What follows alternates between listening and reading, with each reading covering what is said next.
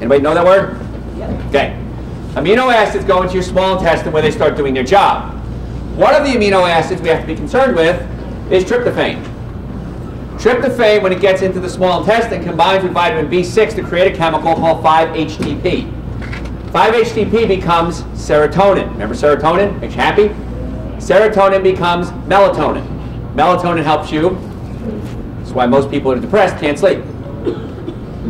And they always, 100% of the time in my experience, have a digestive component. I've never had somebody with an emotional component that didn't have a digestive component.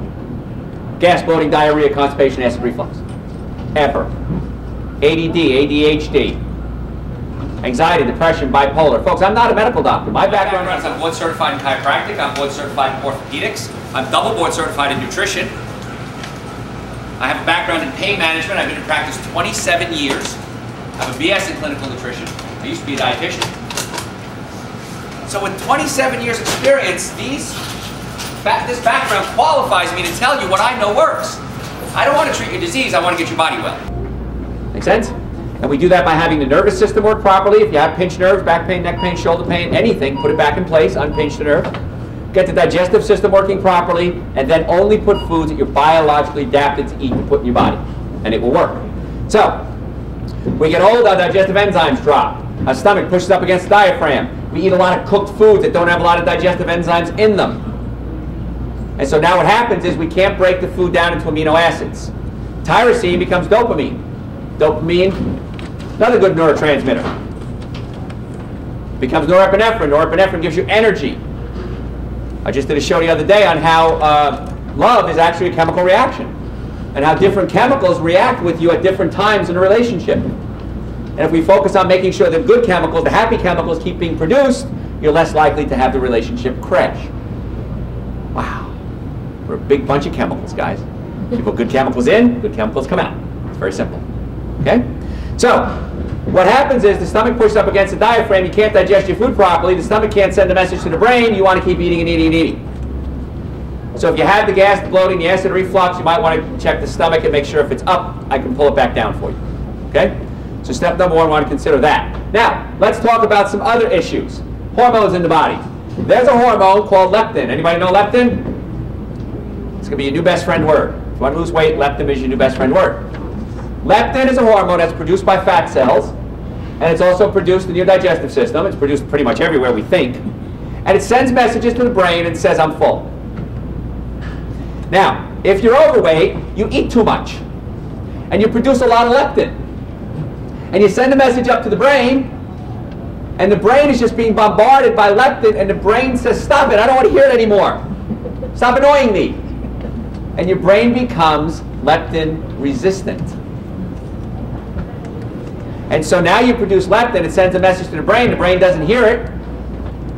And so what happens is you want to eat more. So the hormone leptin is the hormone that makes you feel like you're full. Now, when I first heard about this research a while ago, I thought, wow, if we could just inject somebody with leptin, it would be great. The problem is they have too much leptin. And the cells are sensitive. They're not receiving the leptin. Your small intestine, or your guts, produce a chemical called ghrelin. Ghrelin is the hormone that makes you hungry. Leptin makes you full, ghrelin makes you hungry. In a perfect world, you're balanced, right? Anybody live in a perfect world? Maybe in your world. And so we got to balance out these hormones. Now, back in the 70s, we came up with a really cool food called high fructose corn syrup. And now we make a lot of the high fructose corn syrup with genetically modified sugar beets. Usually they use sugar beets and genetically modified. A whole nother lecture on genetically modified foods, not for today. Don't eat them. Okay? We're hoping that soon it has to be labeled GMO. Genetically modified organism. The problem is the industry doesn't want that out there, because if that's out there, what's going to happen is people go, this has genetically modified food, this doesn't, I'm going to take the one that doesn't. About 90% of corn, about 90% of soybeans in this country are genetically modified. So two foods I want you to stay away from. Number one is non-organic soybeans, and the other one is non-organic corn. With me so far? So, We got to get the chemicals balanced in the body, the ghrelin, the leptin. High fructose corn syrup, when it gets into your system, continues to produce ghrelin, but the body, it doesn't produce leptin. Food is supposed to help you produce leptin. So what happens is when you eat high fructose corn syrup, you're producing hormones that make you hungry. So you want to eat more. This makes sense, okay? So stay away from the high fructose corn syrup. Very dangerous because the ghrelin-leptin imbalance. Follow so far? Okay. So if you're eating high fructose corn syrup, you have to stop. Now, when I first studied nutrition a couple hundred years ago, we learned 1,000 calories in, 1,000 calories out. Well, now we find that if you eat 100 calories of sugar, plain old white sugar, 1 calorie about is stored as fat. If you eat 100 calories of high fructose corn syrup, 40 calories are stored as fat. Wow. So according to that research, high fructose corn syrup is 40 times more fattening than sugar. Suddenly sugar is a health food. It's not. Okay? Research has shown you can process about 25 grams of fructose in a day. That's 3, 4, 5 pieces of fruit maybe. Okay? After that, it goes into the liver, and as it metabolizes, it produces something called uric acid. Uric acid is an acid. What famous disease is related to uric acid? Gout. Everybody knew that, right? Gout's usually in the toe. But a uric acid is an acid that gets in all your joints. Now again, I'm a chiropractor. People come to me and say, Doc, my neck hurts, my back hurts, my shoulder hurts, my hip hurts. One of the things that happens is you, the patient, are causing it. If you're eating too much fructose, it's causing uric acid to be produced. Uric acid gets into the joints and it hurts. So when I work with my patients, every patient that comes in my office, I work on their diet, I check their digestive system, and most importantly, I check all the joints in their body to make sure they're lined up properly so the nerves aren't being pinched. Uric acid prevents your body from producing something called nitric oxide. Nitric oxide is a vasodilator. It opens up your blood vessels. You need good blood flow for everything. Brain function, romantic function, have to have good blood flow, right? It brings nutrients to the cells and flushes out the waste products. So if you're preventing your body from producing nitric oxide, you can't get good blood flow. And that can actually cause you, part of the program, to gain weight because you're not flushing out the waste products. So fructose is bad on so many different levels, and especially high fructose corn syrup. So if it says high fructose corn syrup, how often should you eat it? Never. Never. There you go. Okay? So now you're learning how to read labels too. Follow? High fructose corn syrup makes you hungry. There's also something called monosodium glutamate. Everybody know that word? Yes. Monosodium glutamate, when it gets into the body, is an excitotoxin and actually can make you hungry as well. That's why you have Chinese food syndrome. Right? You eat Chinese food, a half hour later you're hungry, right? So I want you to stay away from monosodium glutamate. Glutamic acid and aspartic acid, remember aspartame, the artificial sweetener, are brain stimulants. They're excitotoxins to the brain and can actually burn out your brain cells. Now, you think to yourself, well, Doc, I don't do monosodium glutamate. In my book, somewhere. Everyone needs to buy a copy of this. Why? I have a 7-year-old. Okay? So no. Go to college someday. So, first half of the book tells you how to change your diet. Second half of the book is 202 of my favorite recipes. If you came to my house, this is what I would feed you. Because the biggest question everybody's thinking, so what do you eat? This is what I eat. Here it is. I wrote it down for you, okay? All of them are real easy. You can see I'm just picking pages, real easy, simple recipes. And I have a chapter in here. And in the chapter, I talk about the different names for monosodium glutamate or glutamic acid, high glutamic acid compounds. Autolyzed yeast, hydrolyzed vegetable protein. It used to be natural flavors could even be monosodium glutamate. I think that's changed since then. So you look at something, you say, well, autolyzed vegetable protein. Well, vegetables are good, and protein's good. I don't know what autolyzed is, so I guess this is good. It's not. Okay? And even a lot of canned soups have it in it, canned foods, processed foods. Read the ingredients. Autolyzed yeast, hydrolyzed vegetable protein, sodium caseinate. Okay, there's 40 different names. It's in the book. Okay? For artificial, MSG. Wow. And that can cause you to gain too much weight. So you think to yourself, well, I got this canned soup and I'm eating it, it's good. Now, another chemical we got to talk about. I told you you're going to cover a lot of chemistry today. Bisphenol A. Anybody ever hear that word? My daughter loves that word. I say it, she giggles. I don't know why. She giggles. Bisphenol A. Bisphenol A is everywhere. It lines cans. So you buy some commercial canned corn, which is genetically modified, high fructose corn syrup. Okay, it's not processed out yet, but it's there. Okay, and it's lined with bisphenol A. Bisphenol A is an endocrine disruptor. It messes with your hormones, your estrogen, your testosterone. Okay, and so you're going to eat this. You're going to think, well, I'm doing well. I'm going to eat a can of corn. This is good for me. Not a good idea. Shower curtains that smell like vinyl. Remember those? You've all had those? New car smell. All bisphenol A and other endocrine disruptors that can mess with your body to produce excess estrogen, which can cause you to lay down fat. Cleaning chemicals, perfumes, air fresheners, phthalates. These are chemicals found in these things that can get into the body and mess with your hormones. So you think to yourself, well, I'm going to go out and I'm going to get this really nice air freshener that smells like pine.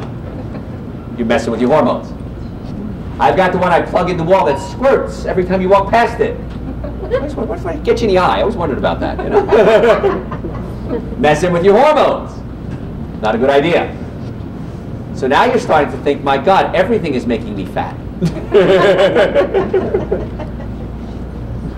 Not necessarily true. So if we're going to eat a lot of fiber, it's going to slowly push the food through the colon and make you feel full. Fats also make you feel full. You need fat to metabolize your fat. People go on low-fat diets. Not a good idea. There's good fats and there's bad fats. Good fats. What might be some good sources of good fat? Avocados. Boy, everybody agreed on that one. That's great. Okay? What kind? Coconut oil. Coconut oil. Extra virgin coconut oil. Excellent choice. Unrefined. It's antibiotic, antiviral, antifungal. It has medium-chain fatty acids, which help stimulate your metabolism. Wow. In a roundabout way, water can make you fat. Because, I know, I got to throw stuff out there like that. In the water, we have fluoride and chloride. Okay? You're eating bread, and it might have bromine in it. Certain sodas have brominated vegetable oils in them. It helps keep it in solution. Brominated vegetable oils, bromine in bread, fluoride, chloride, it gets into your thyroid and blocks your thyroid from absorbing iodine. Iodine is necessary for normal thyroid function and metabolism. Chances are, if you're the average American, and you're not, because you're here, the average American out there gets about 0 iodine in their diet every single day. You need the iodine to make the thyroid work. And how many people say, well, I'm fat because it's my thyroid? Could be, yeah. Okay. A couple of hands go up, Anthony. And it could be, but why is the thyroid not working? That's your next question. Fluoride, chloride, and bromine. Block up the receptor sites, and you're not getting iodine in your body anyway. So that can affect it. How about a pinched nerve in your neck? That nerve controls your thyroid gland. That can affect your metabolism. Your thyroid, your adrenal, and your pituitary all feed off each other. And so if one of them isn't working, they're all not working. And that can affect your metabolism. So you're starting to see there's a lot of different things aside from just eating too much. Now, eating too much is by far the #1 reason. Okay? Don't get me wrong. But if we're going to straighten out the diet, we've got to check the thyroid. We've got to check the adrenal glands. Got to make sure you're getting a high-fiber diet. How about some herbs or spices that would help you lose weight? You have it in your kitchen cabinet right now. Cinnamon. Green tea. Green tea is one. But cinnamon. I'm going to talk about cinnamon for a second. In the morning, in the winter, what I do, I wake up and I buy organic ginger. Well, I do this beforehand. And I peel it. And I put it in a food processor. I got a Vitamix. And I cover it about 1/3 with lemon juice, organic lemon juice. And I puree it for a few minutes to break up all the strings. So now I've got this ginger puree in lemon juice.